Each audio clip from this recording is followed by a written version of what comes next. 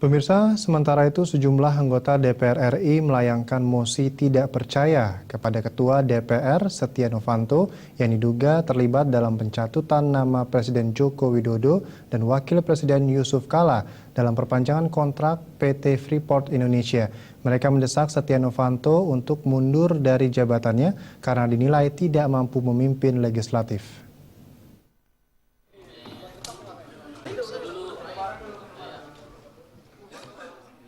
Sejumlah anggota DPR RI yang melayangkan mosi tidak percaya kepada Ketua DPR Setia Novanto, mereka adalah politikus PDIP Adiana Pitupulu, politikus Hanura Inas Nasrullah, politikus Nasdem Taufikul Hadi, dan politikus PKB Arifin Hakim Toha. Mosi ini dilayangkan setelah ada laporan bahwa Setia diduga mencatut nama Presiden dan Wakil Presiden saat membahas kontrak Freeport.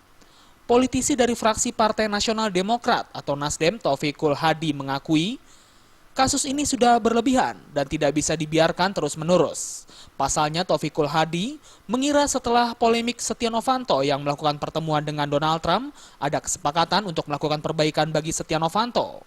Namun Ketua DPR itu kembali berbuat ulah.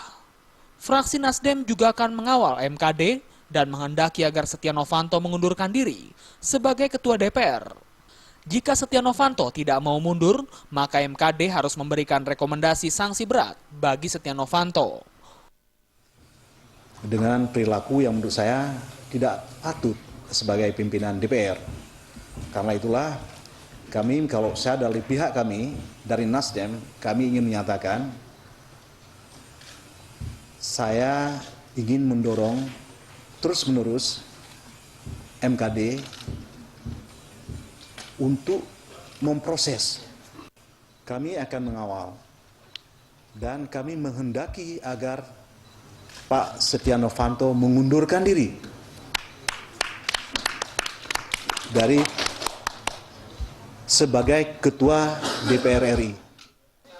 Mereka juga ingin mendorong agar dibentuk Pansus Freeport apabila masalah ini tidak diproses sebagaimana yang diharapkannya. Dari Jakarta, Febi Waryanti dan Hamjati.